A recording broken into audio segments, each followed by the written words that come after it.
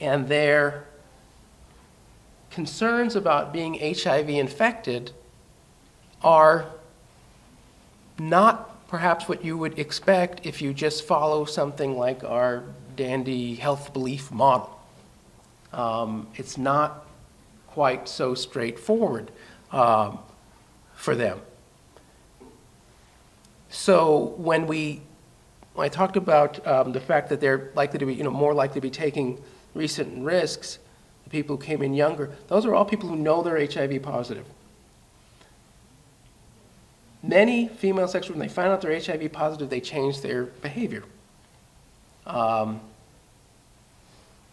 When these folks find out they're HIV positive, they don't tend to change their behavior. They're also less likely to report being regularly tested, and less likely to report adhering to treatment when they get it. The way this stuff works is once you're HIV positive, you don't necessarily have AIDS. You go back, you're supposed to go back every couple of months and have your CD4 count checked, and when that indicates you're in worse shape, the government pays for you to get all of the antiretroviral treatments, which is taking lots of pills. And these folks who have come in younger are less likely to do this, regardless of what their age is now, which again makes a lot of sense to me. The people I've talked to, I can't imagine that they don't think their life is worth very much. They don't, if you say, well, if you don't take these, you may die in the next year, their life is just worth less in their opinion. And so these sort of self-protective behaviors are not happening the way people seem to expect that they'll happen. So here are the people at probably the highest risk, who are the sickest and who are the least likely to get onto treatment. So are more likely to be out there, if we forget caring about them at all, continuing to transmit.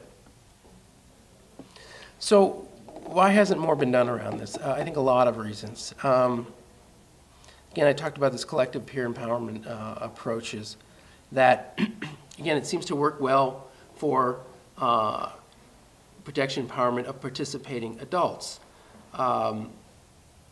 people who are autonomous. But there's no evidence that it works for either reducing the number of adolescents in commercial sex work or reducing HIV among them. People will get up at this point, usually if I'm in a place like UNAIDS, and say that's not true. We know that these programs help keep kids out. We have it as part of the charter. If we see a kid, we're not supposed to let them be there. And you say, where are those numbers? What numbers?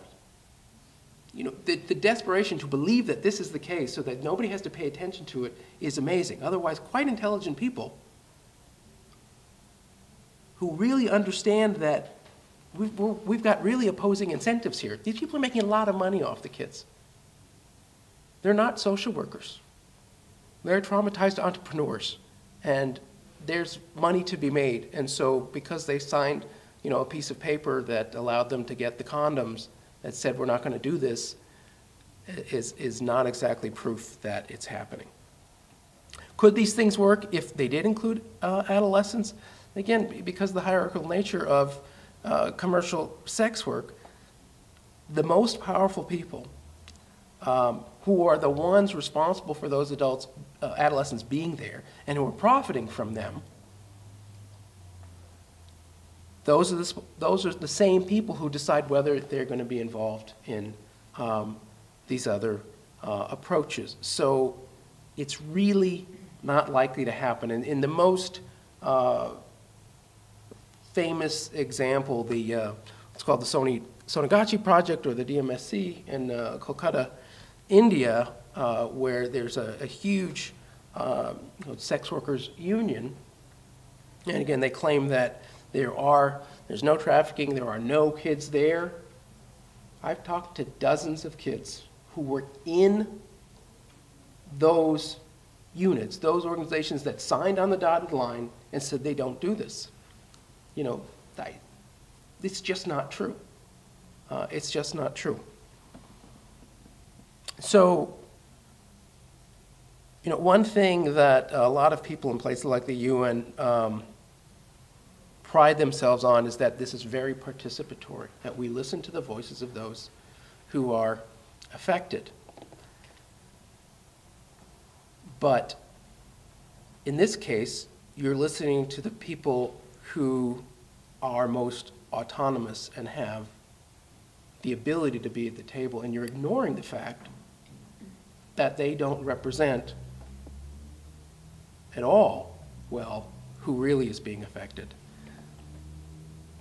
A major barrier with this is the tremendously combative and intolerant relationship between female sex worker rights groups and HIV prevention professionals, think of that as sort of one unit, and anti-trafficking and children's rights advocates. The model that I've talked about is really the bread and butter of HIV prevention, health promotion among female sex workers. Billions and billions of dollars has gone into this, coming from, you know, whether it's the UN, whether it's Bill Gates, whether it's USAID, and there's so much investment in that approach. Really, people get quite angry when you question it.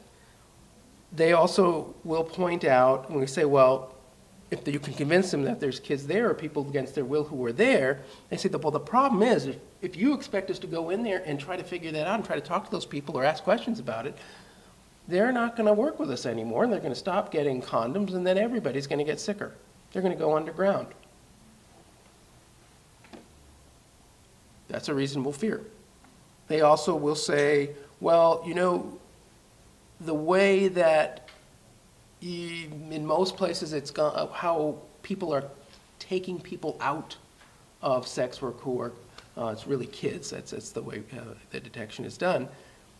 It's always done by police. They're the only ones who have the power to actually do this. Wonderful NGOs still have to have the police as a partner. As I talked about before, the police are not the natural partner here.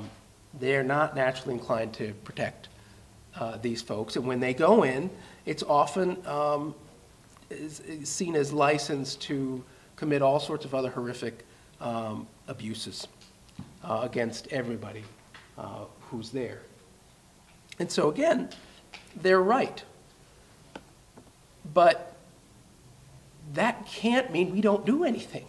That can't mean then we say, well, though it's too difficult, so we just, you know, we're just going to let whatever's going to happen to these kids and keep the blinders on. That seems to unfortunately be a lot of folks' answers, you know, based on this inability to hold both of these realities, to say, yes, female sex workers as a whole are highly vulnerable to violence, to HIV, many other types of abuse, and their rights, their health, their safety absolutely has to be protected.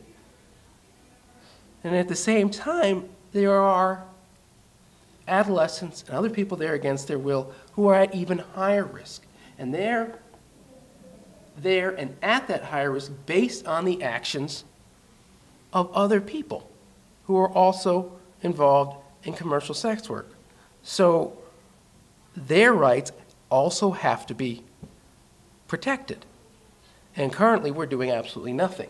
Again, we're often corroborating with the folks who have power over them. We're certainly not protecting them from either violence or HIV. There's no easy answer to this. There is not. I am so incredibly appreciative to the handful of people who will even talk about this, to who are working in HIV prevention, to really try to get their heads around it. And they're few and far between, unfortunately.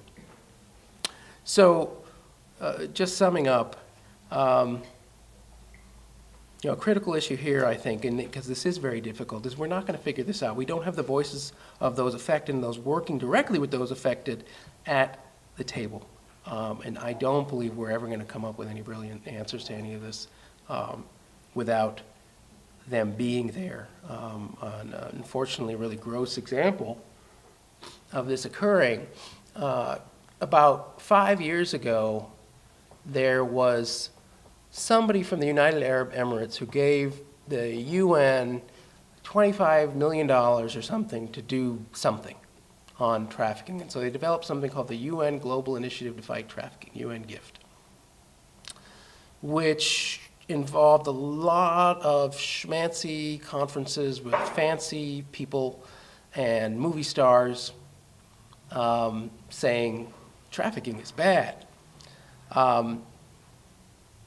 Obviously, I wasn't that impressed. But when the big meeting that came together at the end, it was supposed to really involve drawing up an action plan for doing something about this. It was in Vienna. And somebody had invited these people who were working in trafficking prevention, who were working in child protection there, obviously unbeknownst to some other people. And when they made their presence known and demanded to be allowed to speak, they were physically locked out of all of the venues based on the objections of the sex worker rights groups. And that, unfortunately, is a real clear illustration of where things stand right now. So anyway, you know, having that dialogue, getting people to a table, is absolutely critical. And until then, we're unfortunately not in any great place at all in terms of finding a way to help and protect these folks, let alone preventing them from getting there in the first place. So I'm going to end on that sunny note. Thank you.